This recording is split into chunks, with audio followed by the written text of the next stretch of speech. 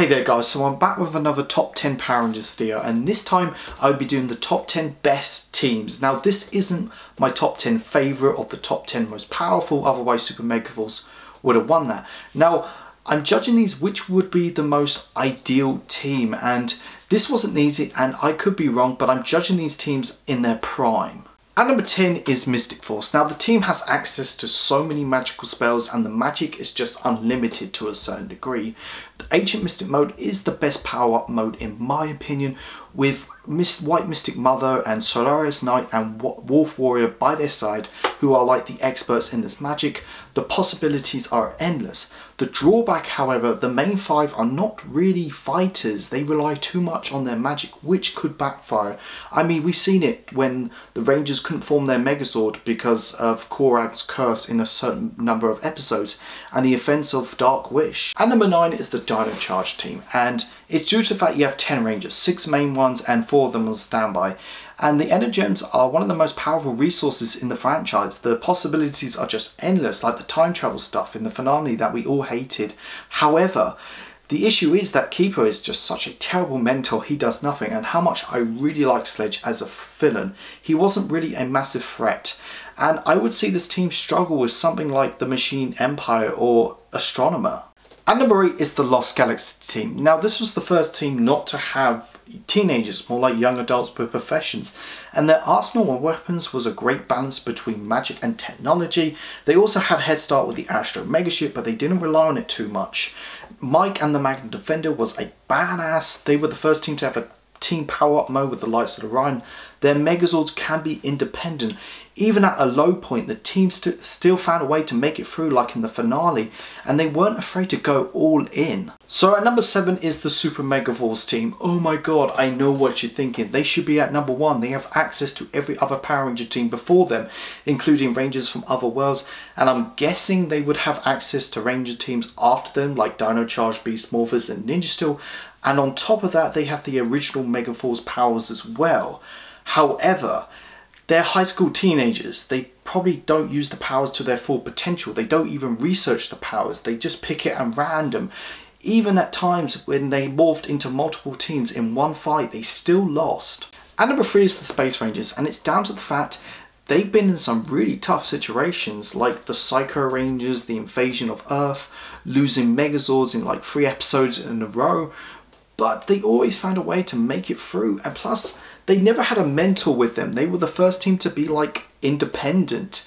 And with the high school stuff out the way, the former Turbo Rangers really grown to become the best versions of themselves. And number 5 is the Mighty Morphin Series 3 team. And if you ask me Kat or Kimberly, I would pick Kimberly because she's been a Ranger much longer. And the reason why this team is so high, because they've been Rangers for much longer than any other team. And the Ninja powers gives them that extra boost. And with Ninja by their side, you can have 7 Rangers in a team, technically. I'm excluding the Shogun Megazord because that's more of Kat's time, but the Ninja Megazord hardly struggled in a fight. And you also had the Ninja Ultra Sword on standby. Now yes, the Rangers were at a low point in changing the swords, but that's because Rita and Zed had no choice but to fight dirty. And number 4 is the Time Force team, and it's purely down to the fact their technology is from the future, but they were limited due to the lack of resources they had. They can only send Megazords and certain types of weapons from the future to them. They could send people later on, but that would cause more harm than good. The only thing that was supernatural was the Red Battle Warrior Battleizer, which was kind of cool, but they never defeated Ransik. Ransik surrendered. Out of the 6 Rangers, 5 of them were trained in some kind of police organisation. The only one that wasn't was Wes, but he proved himself over time. And number 3 is SBD. Now just like Time Force, it is future technology, but they're not limited since the Rangers and Space Patrol Delta are in the same time. They have the best training, the best resources. Commander Kruger is one of the best mentors in the franchise. At its prime, technically there's 9 Rangers, but that's kind of cheating. Swap mode is such a great power up, it actually makes the team feel like a special law enforcement. The issue is with SBD is that every number of episodes that the team has to learn to work together, and it just gets boring after a while since it's such a crucial skill in emergency services, and they don't learn till like near the end of the series. My number 2 is the Zeo Rangers, and it's purely down to the fact the Zeo powers grow over time, and the power chamber is superior to the command center in every way. They have the best team since these people have been Rangers for a while, minus Tanya, but she grows over time. Billy is the tech guy, which is great, and if he stayed longer for the Turbo Rangers, it would have been a different story for them. Having Jason coming back for a short while was a massive help. I mean, they dealt with a massive threat. I'm not saying Rita and Zed weren't, but the Machine Empire was a different level. So my number 1 is Lightspeed Rescue. Not my favorite team, but the best team ideally. Whenever a sword or a weapon is introduced, they always have another one in the pipeline, like some kind of backup plan. And it does help that the Rangers do have some kind of emergency service experience. Not only can they deal with the supernatural threats, but they can deal with day-to-day instances like a person's been injured or a building that's on fire.